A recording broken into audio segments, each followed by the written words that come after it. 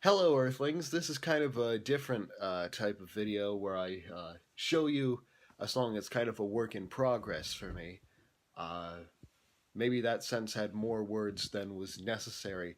But anyway, the working title of this song is Icebreaker. I might change it if I find a word that sings better than Icebreaker. I'm probably gonna stick with the name Icebreaker though, just because I came up with the first line first. Basically what happened is I forget whether it was Classic Rock Magazine or Team Rock, but it was basically an article I read on that website about how Imagine Dragons is the most popular rock band in the world right now, even though there are, more what might be considered retro acts, like Greta Van Fleet and Jack White and others. But how Imagine Dragons is kind of preserving rock by injecting it with elements from other styles of music. So I thought, you know what? I haven't listened to any of their songs since Radioactive. I'm going to listen to Thunder. Um, and then I listened to Believer, I think. That's the one that starts with the line "First things first." And it made me realize that the first line of a song is kind of an icebreaker. So that made me think, hey, I can just start a song with uh, first, let's break the ice, and then get on to the main point in the song. It kind of reminded me of, I think, that chat up line. I mean, I don't really use chat up lines, but it's like a chat up line for awkward people. It's like, how much does a polar bear weigh? Enough to break the ice. Hi, I'm Neutron. I could just go first. Let's break the ice and get on to my main point. But then the concept of an icebreaker put this hook in my head that went woo woo woo icebreaker. And well, let's go into logic now. So I knew I kind of wanted to have a sort of 80s appropriated by the 2010s vibe. So I immediately went to this drum beat and this synth bass sound.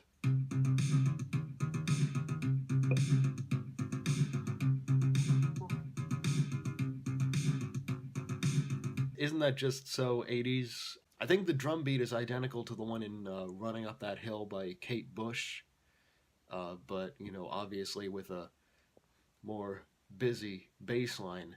And then when I put the synth chords in there, I used a technique that it's just a easy way to make your beats sound more modern, which is to put a compressor on one track but sidechain it to another.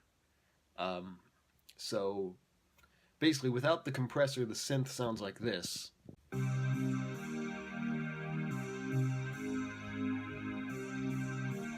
But I sidechained it to the kick drum, which when you're using this thing in Logic, Drum Machine Designer, you can actually it actually splits the drums into individual subtracks, and you can just solo one, like just the kick.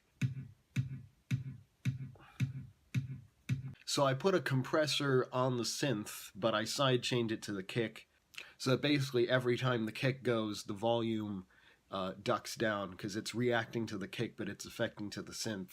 It actually kind of sounds weird if you listen to the synth alone without the drums.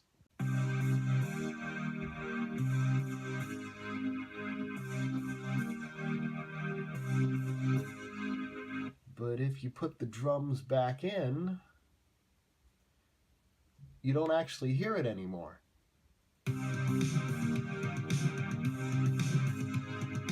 And then because I'd been watching too many Adam Neely videos, I thought, what this needs is more bass.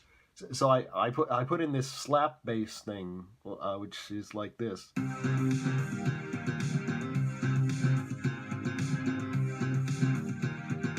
On its own, it sounds like this.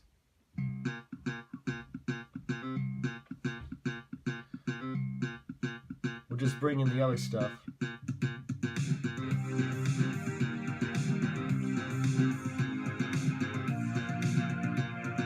And then I've also recorded the one vocal part on the chorus that goes woo woo woo. There's that millennial whoop you find in every other pop song. But it's a good thing. This is kind of the first time I've used it unironically in a song. Not that I don't know. I've tried to ironically crowbar it in some other song ideas I've had, but they didn't really go anywhere. Anyway, that concludes this video. I guess it's a SoundMind mini thing. But I will see you next Tuesday with something else. Gafaba.